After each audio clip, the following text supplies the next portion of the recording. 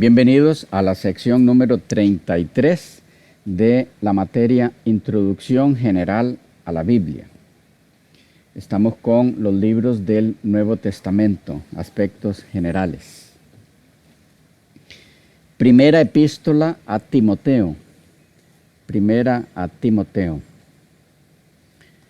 Timoteo significa honrar a Dios. Ese es el significado del nombre de Timoteo.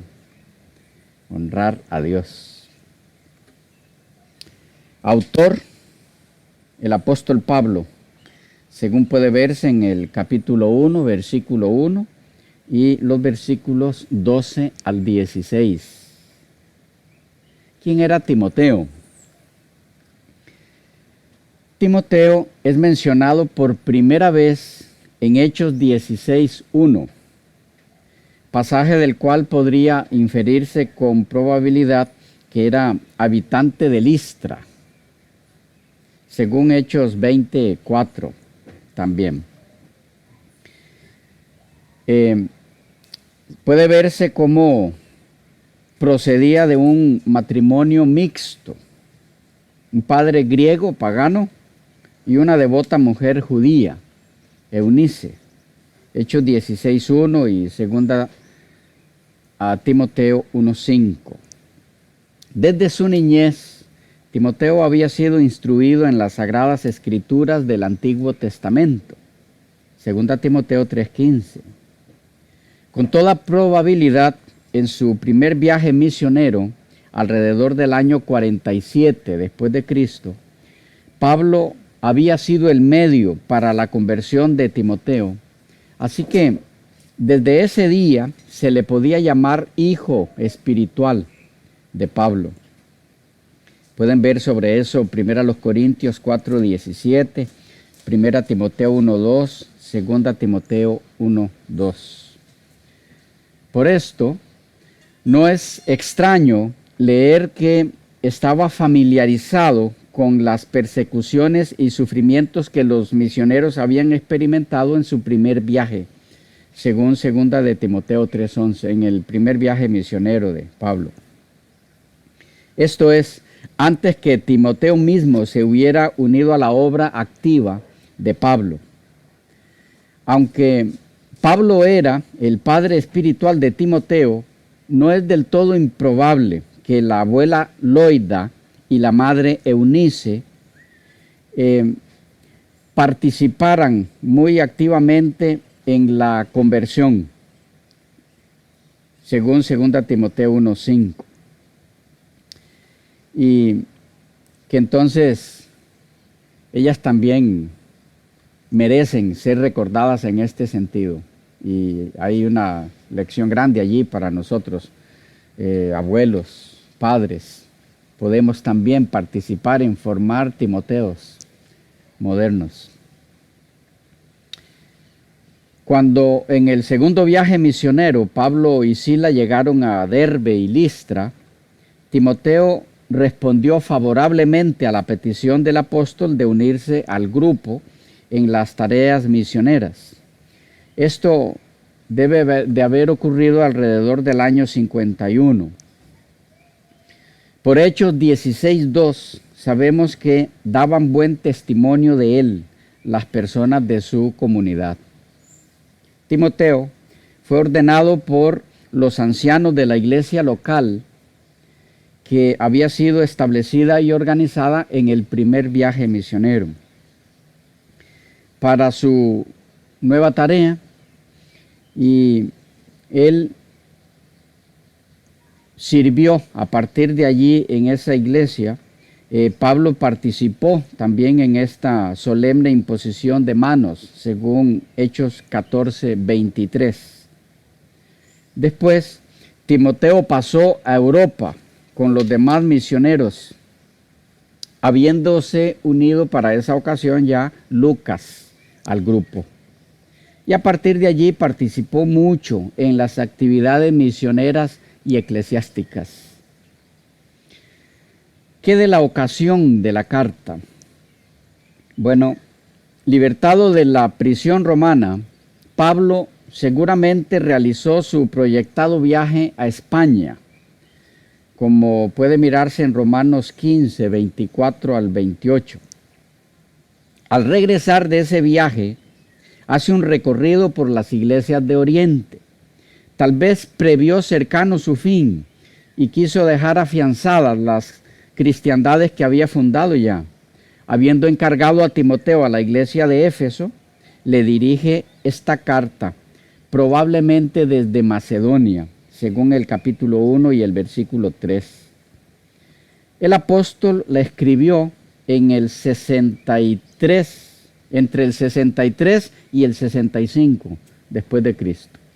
En el lapso de esos años, 63 al 65, fue escrita primera Timoteo. Muy probablemente en el 64. ¿Qué del propósito y tema de la carta? Bueno,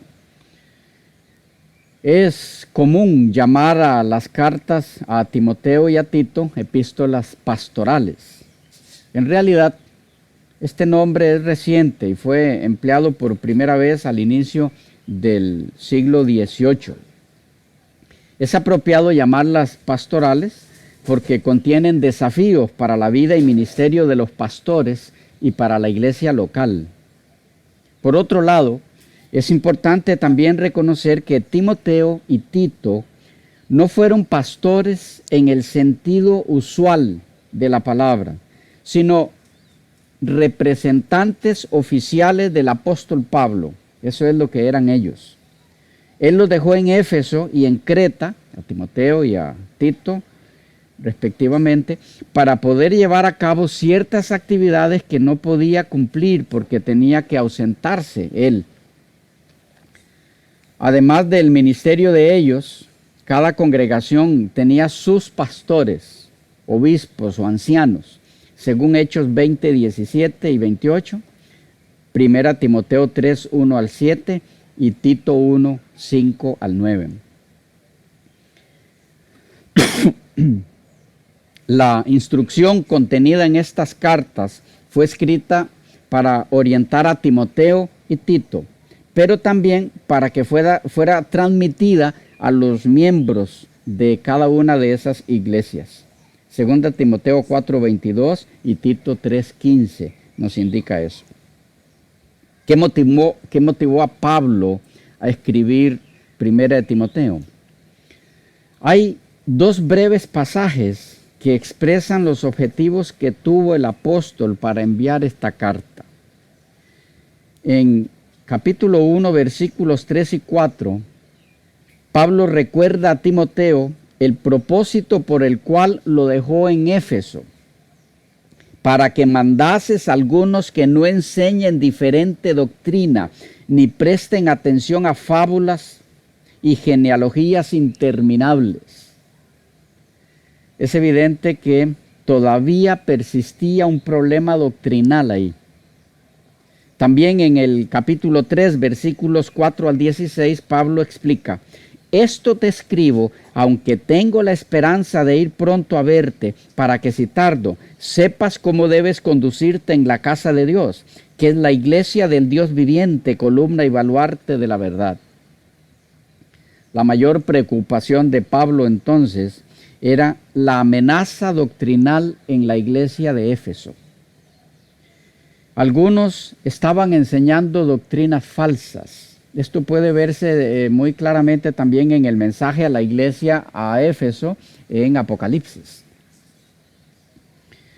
Lo primero que Pablo dice a Timoteo trata de este tema, capítulo 1, versículos 3 y 4. Los pasajes capítulo 4, versículos 1 al 5 y capítulo 6, versículos 3 al 10 advierten contra las falsas doctrinas. Por otro lado, la última exhortación que aparece en la carta vuelve a tocar el peligro doctrinal.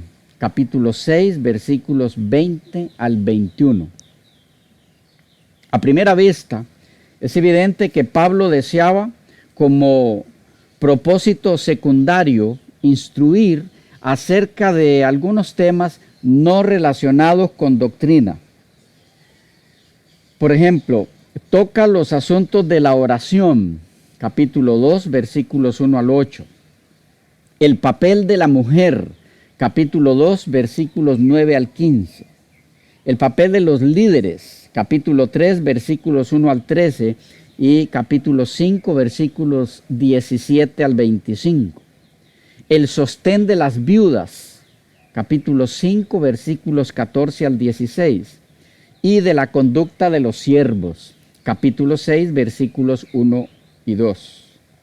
Es probable que estos problemas surgieran debido a la influencia de los mismos maestros que no enseñaban la verdad. Es decir, que una cosa repercutiera en la otra.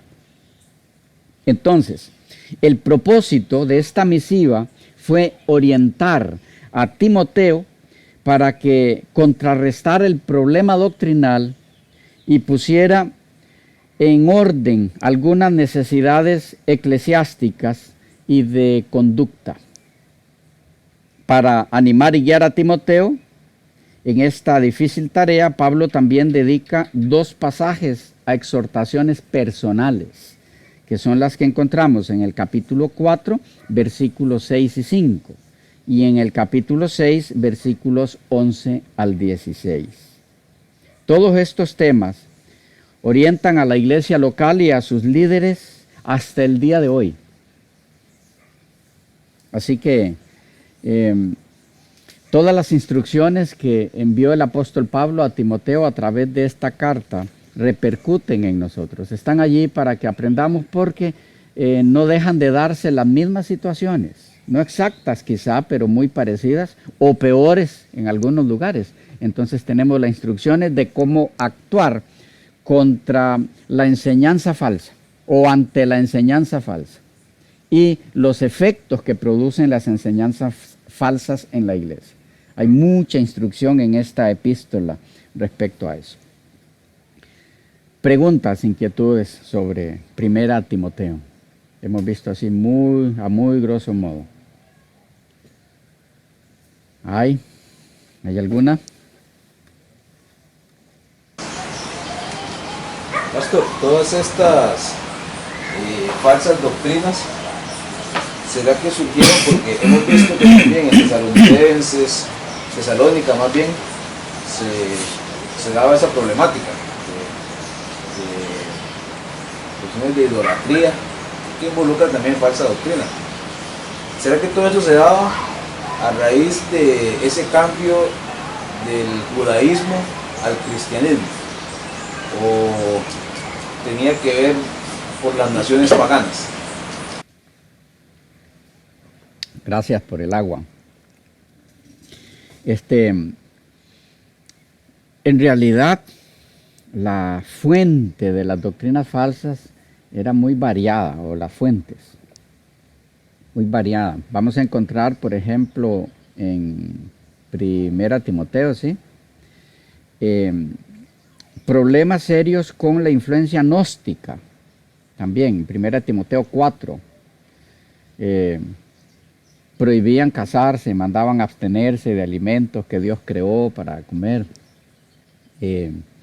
Esto lo veremos ya detalladamente cuando entremos a cada libro en la materia del Nuevo Testamento, pero van a ver allí, por ejemplo, que era creencia gnóstica, que todo lo que es materia es malo.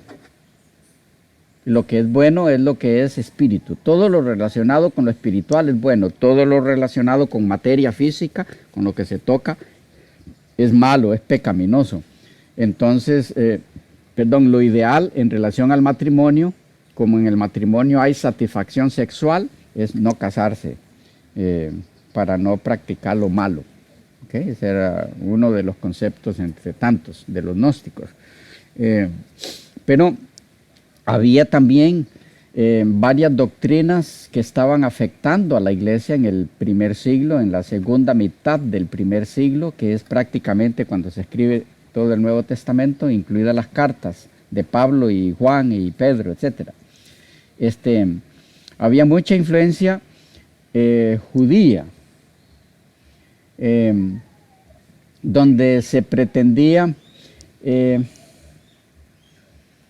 vender la idea en la iglesia cristiana de que había que continuar con todas las ceremonias judaicas, con todos los conceptos judaicos, que de paso la mayoría estaban falseados.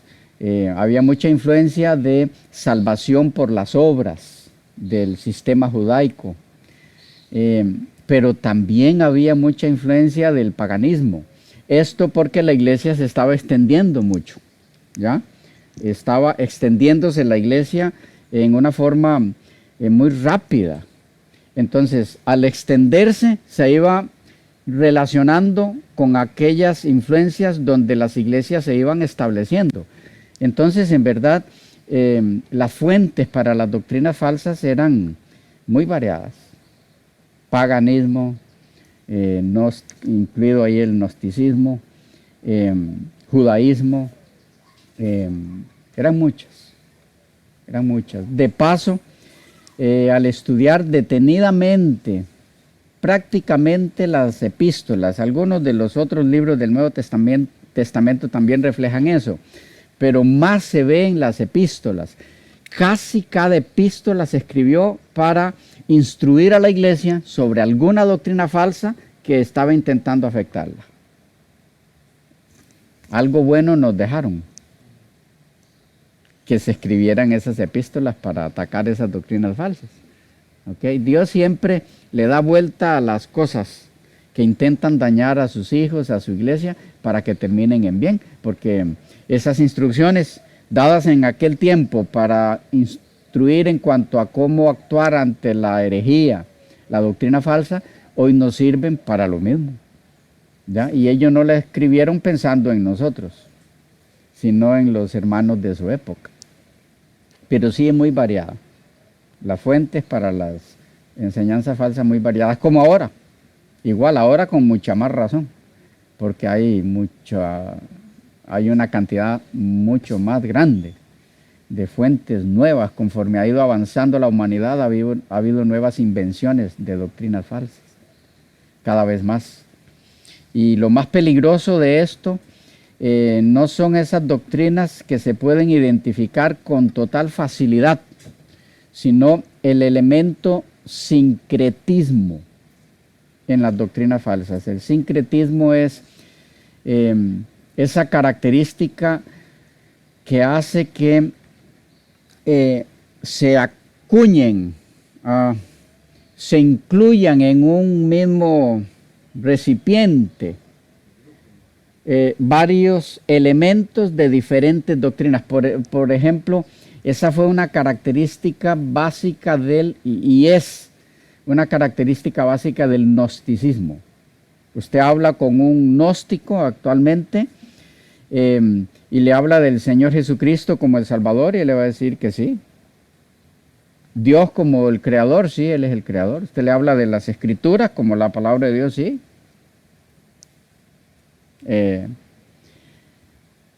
Porque a ellos los caracteriza su doctrina, me refiero, el sincretismo. Ellos han tomado de diferentes credos, de diferentes creencias, diferentes elementos, entonces lo que compone su doctrina no es algo que los identifique a ellos específicamente. Y entonces se vuelve muy difícil entablar un diálogo con una persona así, porque a todo le va a decir que sí, solo que cuando usted examina más a fondo qué es ese sí, o a qué es a lo que él está asintiendo y diciendo sí, va a descubrir que no es el mismo concepto que usted maneja, que cuando usted habla del Dios que creó la tierra, el Dios del Antiguo Testamento, no es el mismo Dios en el que ellos creen, ya, porque para ellos el Dios que creó la materia, como les decía, siendo que la materia es mala, el Dios que creó la materia es un Dios malo. Ellos lo llaman el demiurgo. Y el Dios que creó lo espiritual, el pleroma, ese es el Dios bueno. ¿Ven? Pero sí creen en el Creador. El sincretismo es un asunto bien complicado. Es algo parecido a cuando usted conversa con un miembro de la Iglesia Apostólica de la Fe en Cristo Jesús o de la Iglesia Pentecostal Unida, y usted le dice, bueno, ¿usted cree que Cristo es Dios? Él le va a decir, sí, por supuesto, Cristo es Dios. Y usted puede pensar, bueno, entonces estamos creyendo lo mismo. No, es que lo que él está diciendo es que Cristo es el mismo Padre. Por eso dice, sí, Cristo es Dios. ¿Ya? Lo que usted está preguntándole es, ¿usted cree que Cristo, además del Padre, Él es Dios totalmente, igual que el Padre? Así que no estamos hablando el mismo lenguaje. Ese es un problema de sincretismo también. Bueno, pero había una inquietud acá. Pastor, es por esta razón entonces que cuando nosotros leemos en las Escrituras y hay algo que nos parece que está en contra o no logramos entenderlo bien, hay que ver a quién se le escribió y por qué motivo se le escribió. Viene esto a mi mente, por ejemplo, por el texto que dice que la mujer calle en la congregación y pregunte a su esposo en la casa. Sí, es correcto, así es. De paso es un texto muy discutido y es uno de los textos que estaremos tratando en la serie Trazando bien la palabra de verdad, allí con los detalles necesarios para que quede bien claro qué es lo que quiere decir, pero sí, definitivamente.